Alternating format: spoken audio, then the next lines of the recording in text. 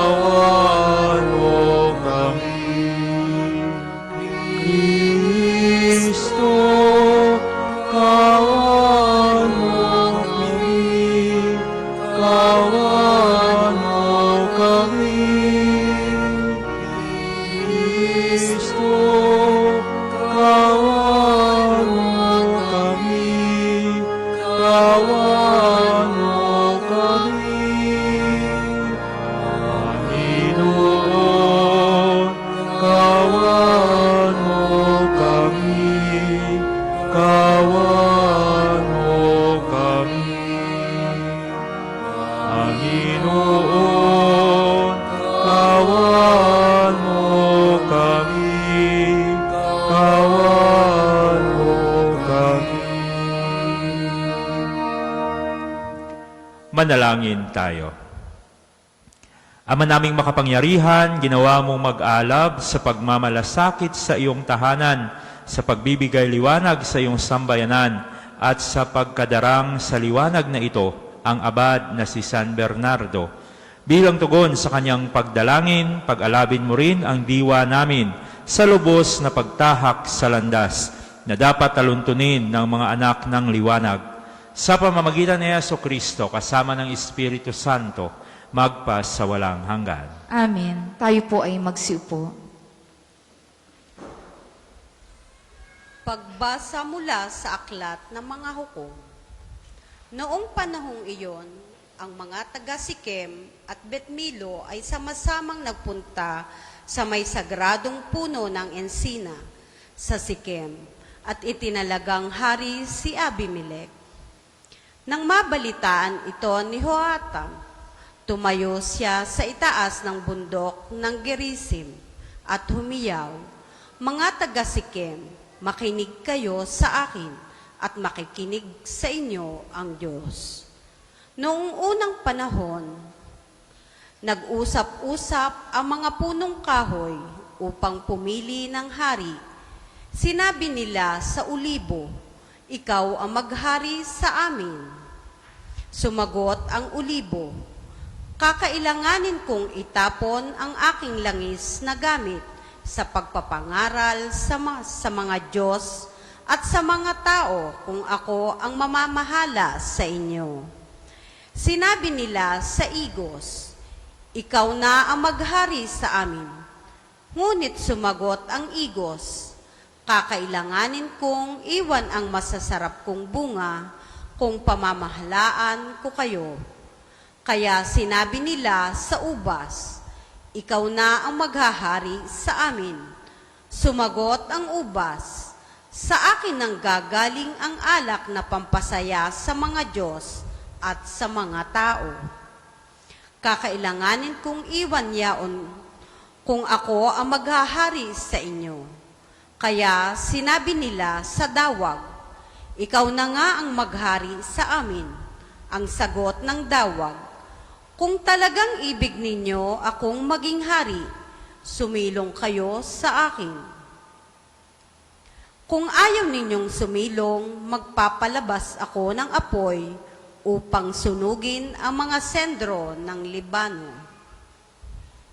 Ang salita ng Diyos. Salamat sa Diyos. Salmong tugunan. Puon ang bigay mong lakas sa hari nagpapagalak. Poon ang bigay mong lakas sa hari nagpapagalak. Nagagalak ang hari o poon dahilan sa lakas mong bigay. Siya'y nagagalak sa kanyang tagumpay. Binigyan mo siya ng lahat ng kanyang mga kailangan at iyong dininig kanyang kahilingan. Puon ang bigay mong lakas sa hari nagpapagalak. Dinalaw mo siya na ang iyong taglay ay gintong korona. Iyong pinagpalat, pinutungan siya. Hiling niya'y buhay at iyon ang iyong ipinagkaloob. Buhay na mahabat, walang pagkatapos. Puon ang bigay mong lakas sa hari nagpapagalak. At naging dakila, pinadakila mo ang iyong tulungan. Naging bantog siya at makapangyarihan. Iyong pinagpala at nagpapala mong walang katapusan. Nagagalak siya sa iyong patnubay. Puon ang bigay mong lakas sa hari nagpapagalak. Magsitayo po ang lahat.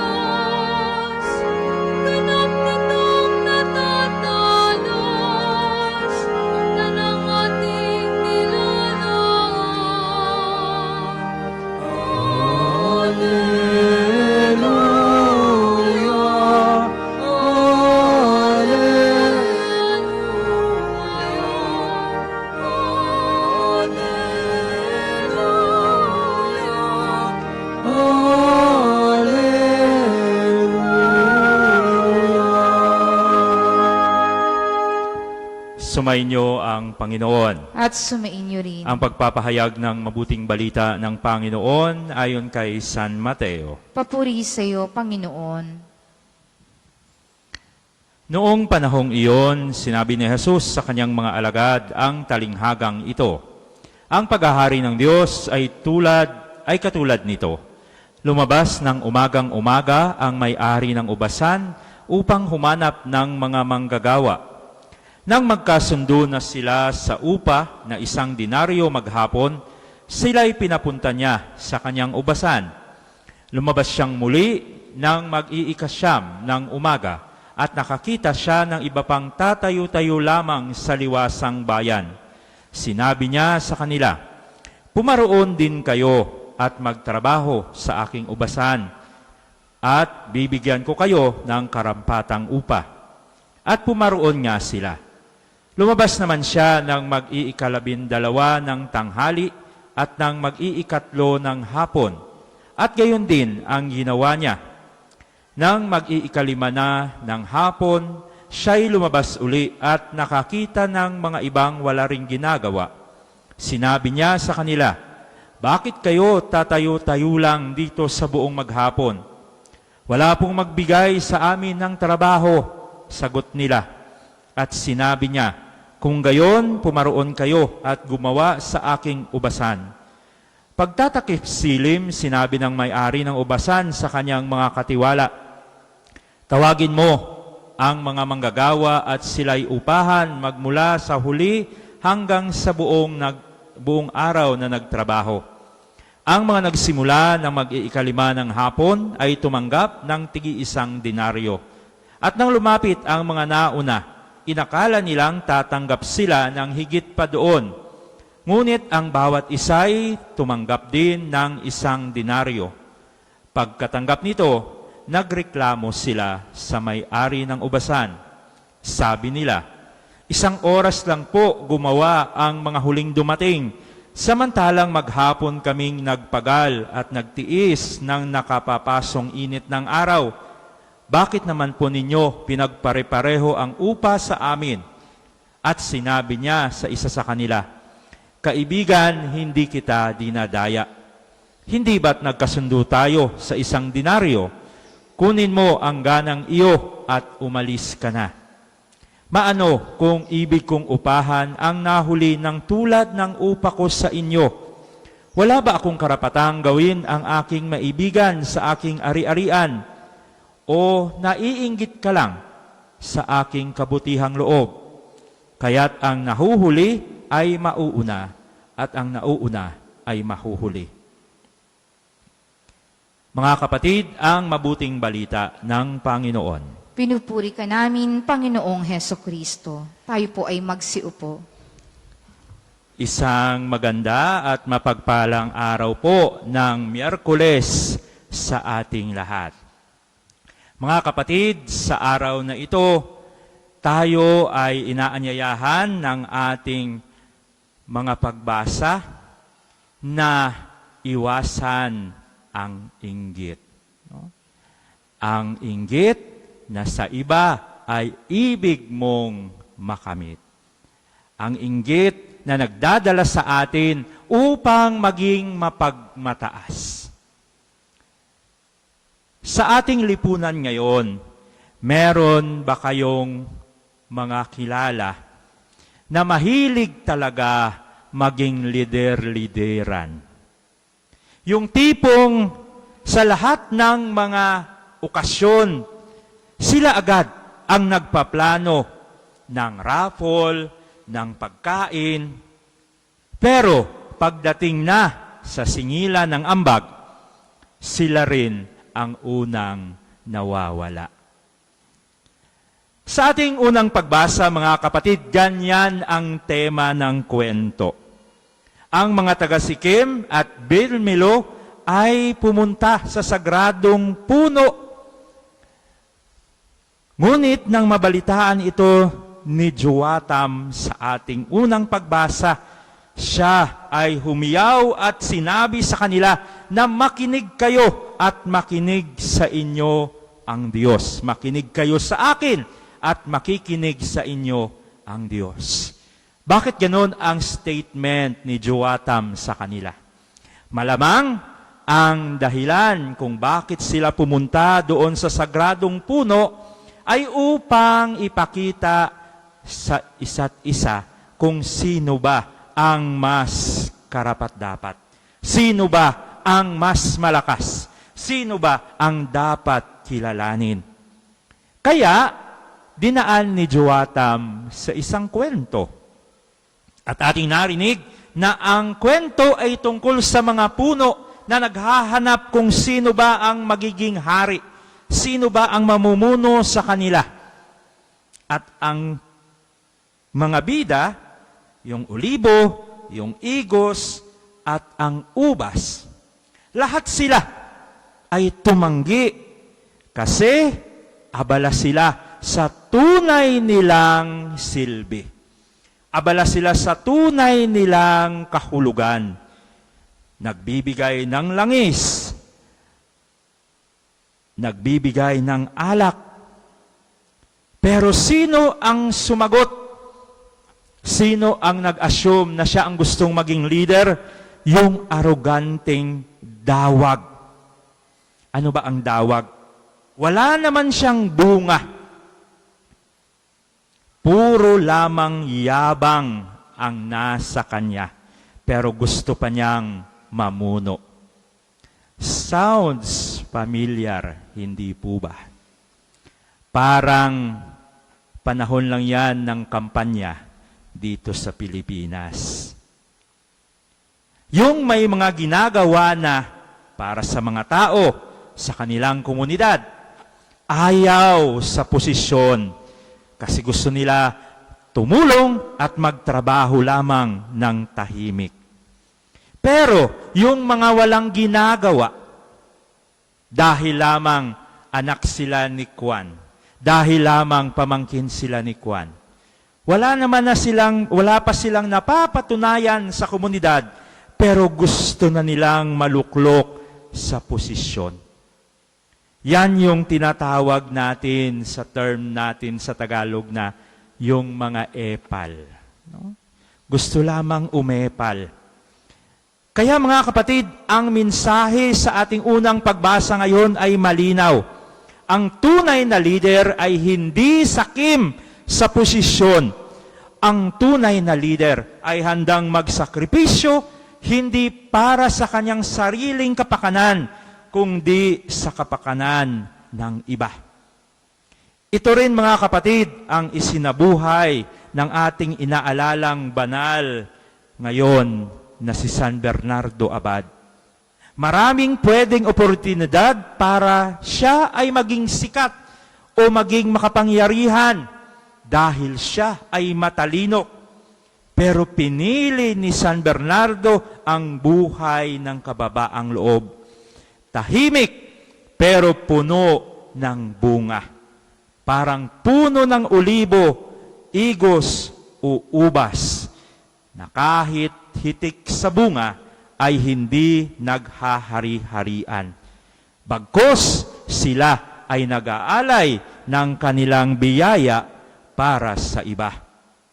Sa ating ebanghelyo, ating narinig ang isang may-ari ng ubasan. Kumuha siya ng mga manggagawa sa iba't ibang oras. May madaling araw, may tanghali, may hapon, pero nung nagkabayaran na, pare-pareho ang bayad, pare-pareho ang upa. Kaya, ano ang reaksyon nung mga unang pumasok? Familiar din yan sa ating mga Pinoy. Napaka-unfair mo naman, boss. Napaka-unfair mo naman, sir. Kami, nabilad kami buong araw sa pagtatrabaho dito. Tapos silang mga latecomer, pareho lang ang sweldo. Pero, ano ang sinabi ng may-ari? Kaibigan, hindi kita dinadaya. Hindi ba sa umpisa, nagkasundo tayo ng 1 dinaryong upa sa inyong trabaho. Wala kang lugi. Bagkus, mabait at mapagbigay lang ako. Wala ba akong karapatan sa pera ko? Ganito ang Diyos, mga kapatid, sa atin. Kapag siya ang nagbuhos ng biyaya sa atin, hindi ba sinasabi natin, siksik, liglig, at umaapaw.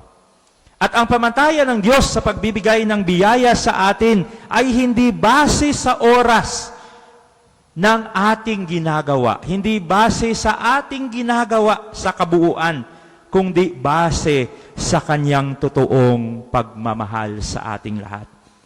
Mga kapatid, tayo bilang mga Kristiyanong Pilipino, mahilig tayong magkumpara. Lord, bakit siya may blessing, ako wala? Lord, bakit siya natanggap, ako hindi? Lord, bakit siya nakapasa, ako bumagsak? Pero, ang sagot ng Diyos, huwag mong sukatin ang pagmamahal ko gamit ang metro mo. Dahil ako ang may-ari ng ubasan at lahat kayo ay mahalaga sa akin. Mga kapatid, kaya kung may kapitbahay kang naunang yumaman, naunang nakaangat sa buhay, huwag kang mainggit. Kasi malay mo sa langit, sa VIP ka mapupunta. Yun, kung isinabuhay mo ang totoong pagiging Kristiyano. Kaya mga kapatid, si San Bernardo na ating pinararangalan sa araw na ito ay halimbawa ng taong hindi nagtuturo sa sarili kundi sa Diyos. Maraming tagumpay ang pwedeng ibuhos sa kanya, pero pinili niya ang pagiging simpleng monghe, guro at pastol. Siya ang olive tree, siya ang fig tree na ayaw maghari-harian pero puno ng bunga at kabanalan. At dito tayo hinahamon, huwag tayong maging tinik na puro yabang lamang ang meron. Bagkus, maging puno tayo na nagbibigay ng bunga ng kabutihan. Kaya mga kapatid, sa lahat ng ito, merong 3 take-home ang ating mga pagbasa ngayon. Una, leadership is service, not a symbol of power. Ang totoong pamumuno ay hindi paepal, kundi totoong pagsisilbi. Pangalawa, God's love is generous. Ang pag-ibig ng Diyos ay siksik, ludlig at umaapaw. Hindi ito per hour na biyaya. Ito ay buhos na biyaya at pagmamahal. At pangatlo, holiness is humility. Ang kabanalan ay nagsisimula sa kababaang loob. Tulad ni San Bernardo, tahimik pero totoong namumunga. Kaya mga kapatid, kung ang Diyos pala ay hindi nagbibilang ng oras, bagay at gantimpala, huwag tayong magpapaka-stress dito sa buhay natin sa mundo. Ang mahalaga, pagsumikapan natin na makapasok tayo sa ubasan ng ating Panginoon. Kasi sa langit, no work, no pay. Hindi ganon sa langit. Walang no work, no pay sa langit. Ang meron sa langit ay no love, no entry. Kaya pagsumikapan natin na maging daluyan tayo ng pag-ibig, ng awa at habag ng Diyos sa ating kapwa. Tumayo na po ang lahat. Mga kapatid, ipamalas natin sa Diyos na ating Ama ang pakikiisa natin sa Kanyang bugtong na anak. Hingi natin sa Kanya ang mga biyaya na nagpapatatag sa atin upang manatili tayong kasama ni Kristo. Ang ating itutugon, Panginoon, dinggin mo kami. Panginoon, dinggin mo kami.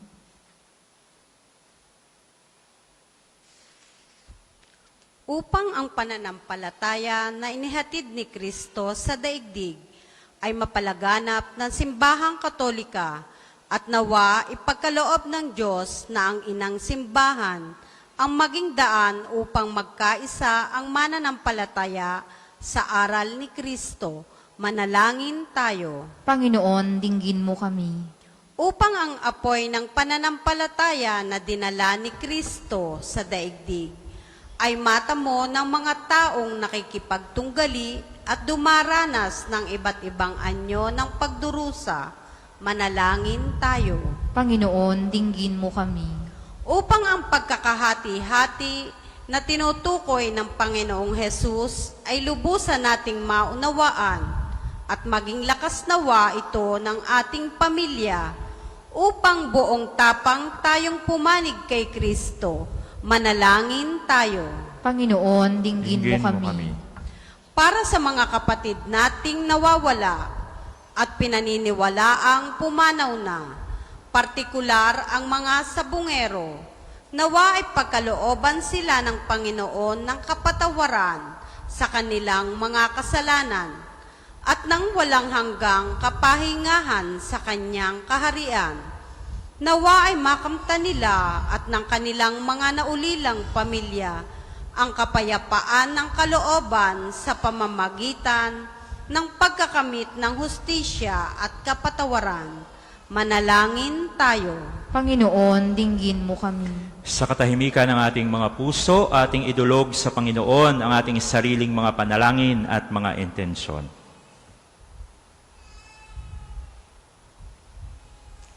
Amang butihin, bigyan mo kami ng ibayong lakas sa aming pananampalataya upang magapi namin ang sanhi ng pagkawatak-watak sa aming sambayanan.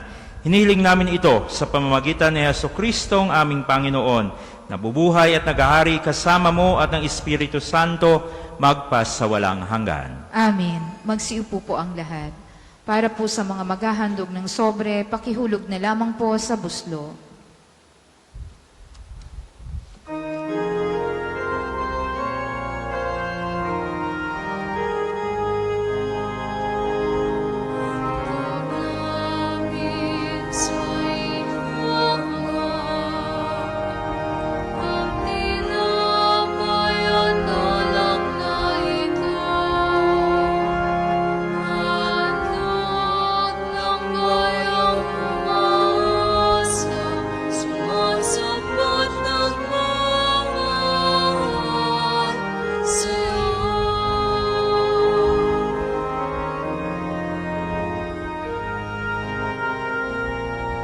Magsitayo po ang lahat. Manalangin kayo mga kapatid upang ang paghahain natin ay kalugdan ng Diyos sa mga makapangyarihan sa lahat. Tanggapin nawa ng Panginoon itong paghahain sa iyong mga kamay, sa kapurihan niya at karangalan sa ating kapakinabangan at sa buong sambayanan niyang banal. Ama naming lumikha, inihahain namin ang pananda ng pagkakaisa at kapayapaan. Ngayong ginugunita namin ang abad na si San Bernardo, na sa salita't gawa ay nagsikap pagkasunduin ang simbahan sa pamamagitan ni Jesucristo kasama ng Espiritu Santo magpasawalang hanggan. Amen. Sumainyo ang Panginoon. At sumain niyo rin. Itaas sa Diyos ang inyong puso at diwa. Tinaas na namin sa Panginoon. Pasalamatan natin ang Panginoong ating Diyos. Marapat na siya ay pasalamatan. Ama naming makapangyarihan, tunay ngang marapat na ikaw ay aming pasalamatan sa pamamagitan ni Jesucristo na aming Panginoon. Ngayong si San Bernardo ay pinararangalan sa pumuhay niyang totoong uliran at pagiging maasahan sa panunungkulan. Kaya't sa Jesucristo na maasahan sa katapatan ay inihahayag sa pangangasiwa sa sambayanan. Ang malasakit ng mga ulirang tagapangasiwa noon ay nagpatuloy magpahanggang ngayon sa mga panalangin kanilang iniuukol, kaisa ng sambayanan mong dito nagtitipon. Kaya kaisa ng mga anghel nagsisiawit ng papuri sa iyo nang walang humpay sa kalangitan. Kami nagbubunyi sa iyong kadakilaan.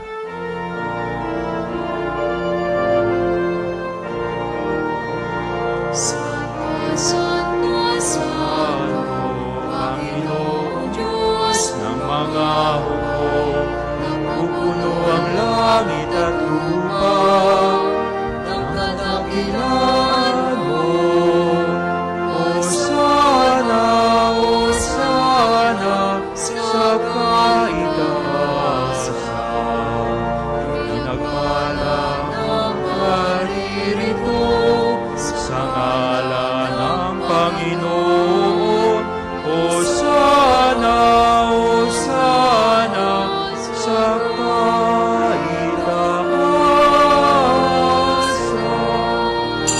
Kung hindi po kayang lumuhod, ay manatili pong nakatayo ng may paggalang.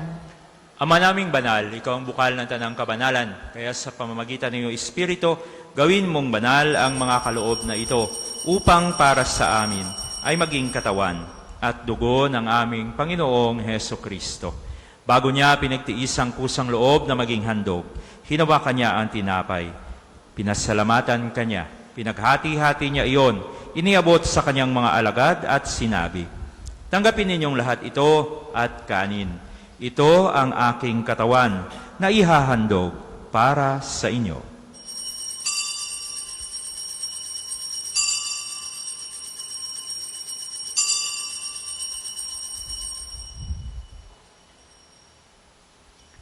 Gayon din naman, matapos ang hapunan, hinawakan niya ang kalis, muli kanyang pinasalamatan, iniabot sa kanyang mga alagad at sinabi, "Tanggapin ninyong lahat ito at inumin. Ito ang kalis ng aking dugo, ng bago at walang hanggang tipan. Ang aking dugo na ibubuhos para sa inyo at para sa lahat sa ikapagpapatawad ng mga kasalanan. Gawin natin ito sa pag-alala sa akin.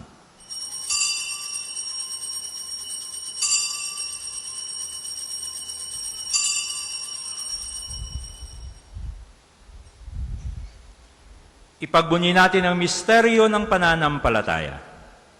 Kristo'y namatay, si Kristo'y nabuhay, si Kristo'y babalik sa wakas ng panahon. Ama, ginagawa namin ngayon ang pag-alaala sa pagkamatay at muling pagkabuhay ng iyong anak. Kaya tiniaalay namin sa iyo ang tinapay na nagbibigay buhay at ang kalis na nagkakaloob ng kaligtasan. Kami nagpapasalamat dahil kami yung minarapat na tumayo sa harap mo para maglingkod sa iyo. Isinasamo namin kami magsasalo-salo sa katawan at dugo ni Kristo ay mabuklod sa pagkakaisa sa pamamagitan ng Espiritu Santo. Ama, lingapin mo ang iyong simbahang laganap sa buong daigdig. Puspusin mo kami sa pag-ibig. Kaisa ni Leon na aming Papa, ni Gilbert na aming Arsobispo, ng Tanang Kaparian, ng mga reliyoso, ng mga pinuno ng aming sambayanang Kristiyano at kaming lahat na nagkakatipon dito. Alalahanin mo rin ang mga kapatid naming nahimlay nang may pag-asang sila'y muling mabubuhay. Gayon din ang lahat ng mga pumanaw. Kaawaan mo sila at patuloyin sa iyong kaliwanagan. Kaawaan at pagindapatin mo kaming lahat na makasalo sa iyong buhay na walang wakas. Kaisa ng mahal na Berhing Maria na ina ng Diyos, ni San Jose ang kanyang kalinis-linisang esposo, kaisa ng mga apostol, ni San Bernardo at ni Santo Padre Pio at ng lahat ng mga banal na namuhay dito sa daigdig ng kalugod-lugod sa iyo. Maipagdiwang nawa namin ang pagpupuri sa ikararangal mo sa pamamagitan ng iyong anak na aming Panginoong Heso Kristo. Sa pamamagitan ni Kristo, kasama niya at sa Kanya, ang lahat ng parangal at papuri ay sa iyo, Diyos amang makapangyarihan, kasama ng Espiritu Santo, magpasawalang hanggan.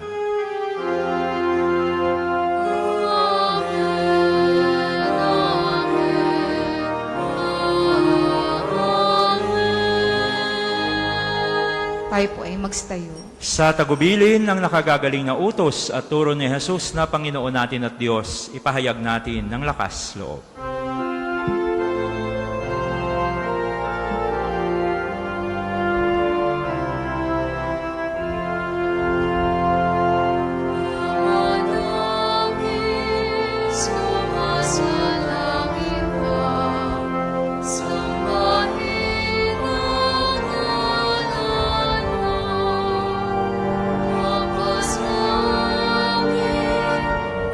Kaharian mo, sundin ang loob mo, dito sa lupa para ng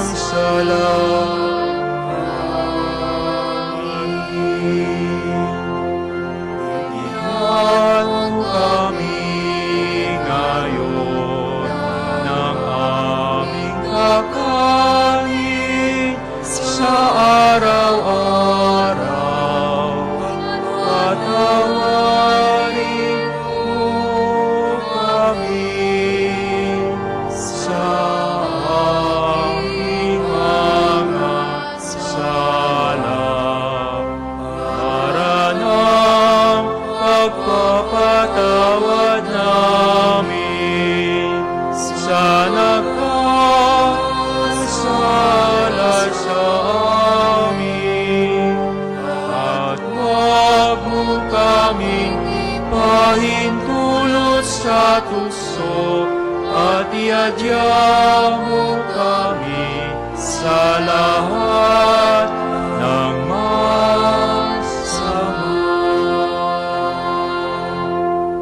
Hiniling namin kami iadya sa lahat ng masama, pagkalooban ng kapayapaan araw-araw, iligtas sa kasalanan at ilayo sa lahat ng kapahamakan. Samantalang aming pinanabikan ang dakilang araw ng pagpapahayag ng tagapagligtas naming sa Heso Kristo. Sapagkat iyong kaharian at ang kapangyarihan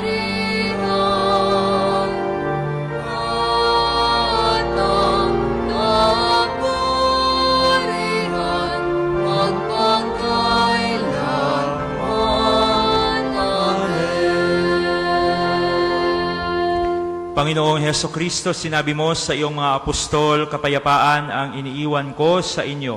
Ang aking kapayapaan ay binibigay ko sa inyo.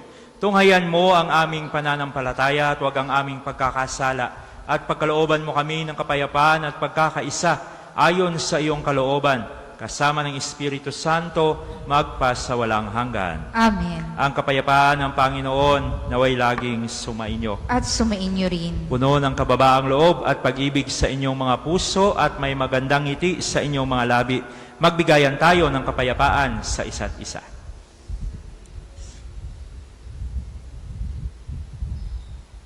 Kordero ng Diyos na nag-aalis ng mga kasalanan ng sanlibutan, maawa ka sa amin. Kordero ng Diyos na nag-aalis ng mga kasalanan ng sanlibutan, maawa ka sa amin. Kordero ng Diyos na nag-aalis ng mga kasalanan ng sanlibutan, ipagkaloob mo sa amin ang kapayapaan. Kung hindi po kayang lumuhod, ay manatili pong nakatayo ng may paggalang.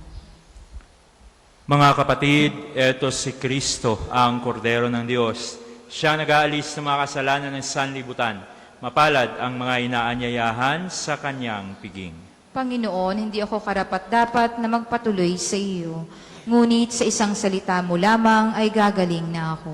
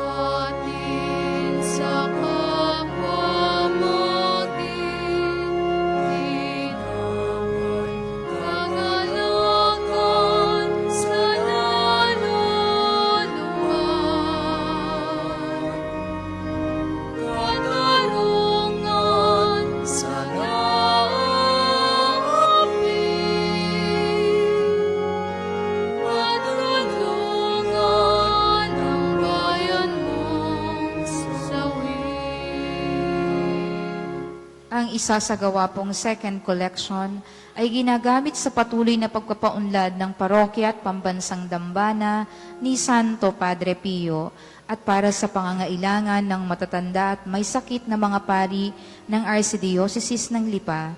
Maraming salamat po sa inyong mga handog.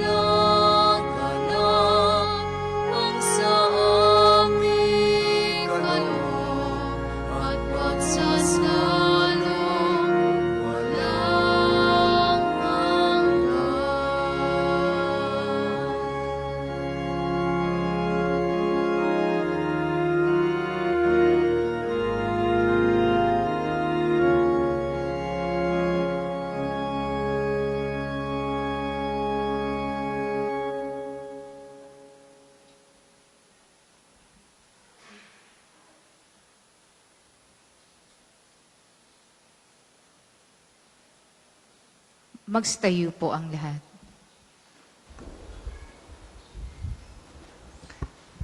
Manalangin tayo. Ama naming mapagmahal, ngayong napagsaluhan na namin ang bigay mong pagkaing banal sa pagdiriwang ng pagunita kay San Bernardo, maganap nawa sa amin ang dulot nitong kapakinabangan upang kaming pinalakas ng kanyang mga halimbawa at tinuruan ng kanyang mga tagubilin ay maging masidhing mangingibig sa iyong salita na nagkatawang tao at nabubuhay kasama ng Espiritu Santo magpas sa walang hanggan. Amen. Panalangin ng pagtitiwala kay Santo Padre Pio. Padre Pio, taga Petrelcina, mongheng banal, pintakasing santo ng milenyong kasalukuyan, gabay namin sa pagtahak sa landasing makalangit, takbuhan sa pangangailangan, huwara ng pagtitiis. Sa iyo namin inilalapit aming mga kagipitan, sa iyo po ibinibilin kalusugan at kabuhayan.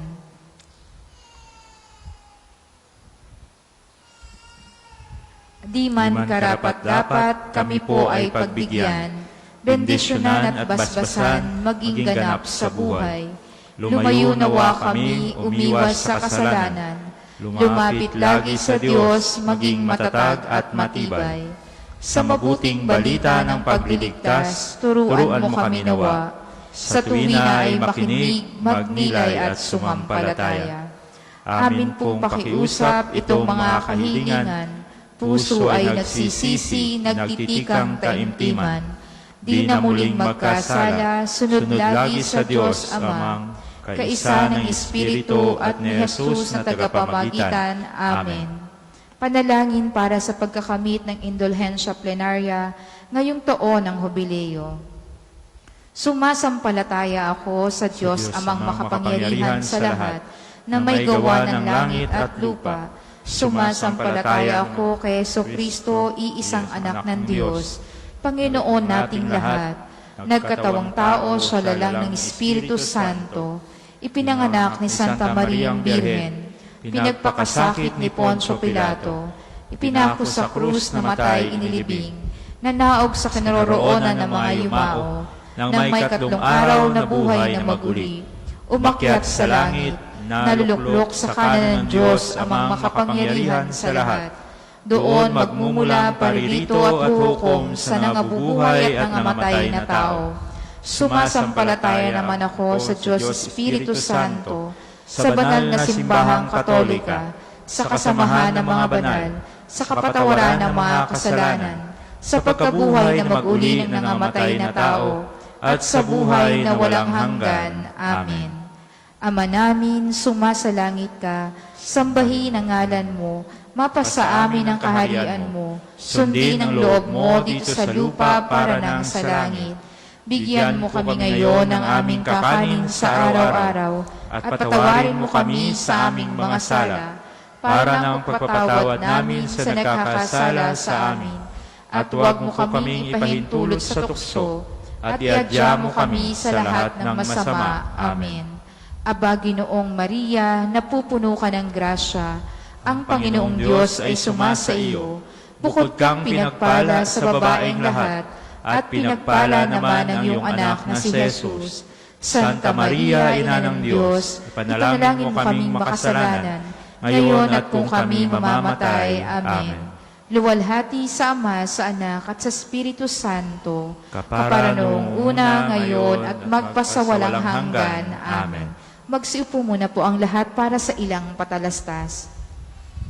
Una, sa inyong pagdalaw sa pambansang dambana, mangyaring pakaingatan ng inyong mga personal na gamit, hangad namin ng isang matiwasay at maayos na pagbisita sa National Shrine. Ikalawa, nais po naming ipagbigay alam sa inyo na ang Padre Pio Healing Bundle ay available sa ating mga tindahan. Ang langis na kasama nito ay may halo ng langis na mula sa puno ng olibo na binasbasan ni Padre Pio nung siya'y nabubuhay pa, naway maging daan ang ating healing bundle sa pagkakamit na kagalingang mula sa Diyos. Ikatlo, ang Ministry for the Youth ng Pambansang Dambana at Parokya ni Santo Padre Pio ay patuloy na nag-aanyaya sa mga kabataan na nagnanais maglingkod sa ating simbahan sa iba't ibang pamamaraan, pagbasa sa misa, pagiging kolektor, at pagsama sa iba pang gawaing pangsimbahan. Makipag-ugnayan lamang po kayo sa ating opisina para sa pagkapalista. Ika-4, sa darating na August 23, ay araw ng pagkapagaling ng Panginoon sa pamamagitan ni Padre Pio.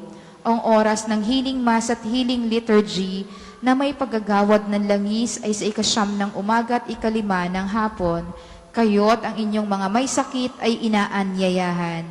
Kaugnay po nito, mula 8 ng umaga hanggang 3 ng hapon, patuloy nating ipinagkakaloob sa inyo ang iba pang mga gawaing pagpapagaling tulad ng spiritual counseling or direction, medical assistance, legal counseling, psychological support, family and marital counseling, feeding program, dental and eye check-up at acupuncture.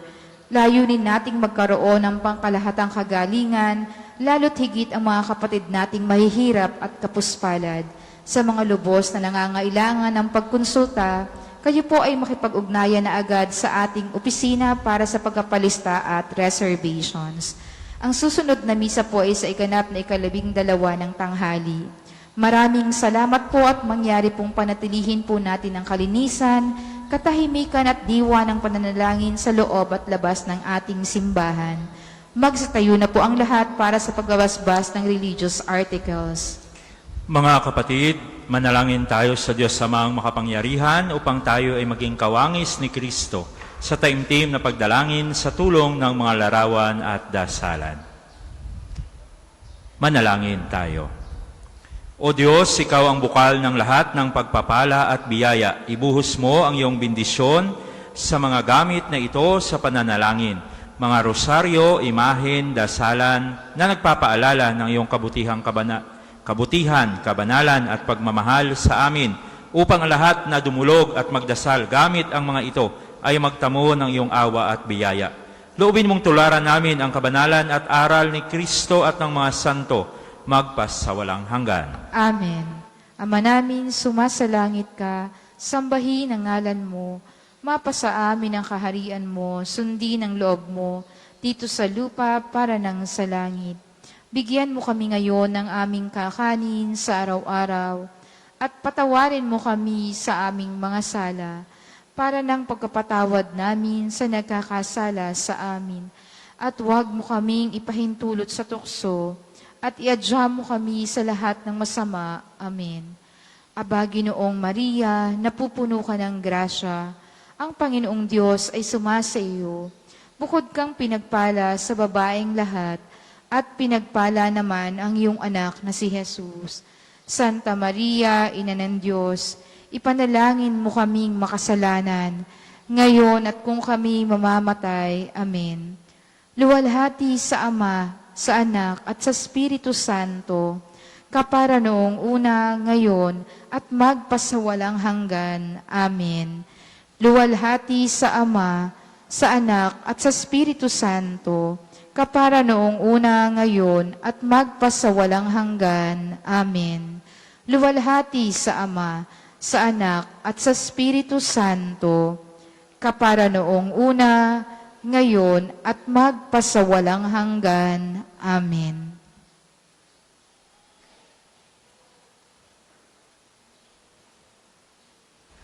Sumainyo ang Panginoon, At sumainyo rin. at pagpalain kayong lahat ng makapangyarihang Diyos, ang Ama, Anak, at Espiritu Santo. Amen. Atin ang naipagdiwang ang banal na misa, mayo tayong taglay ang kapayapaan upang ang Panginoon ay mahalin at paglingkuran. Salamat sa Diyos.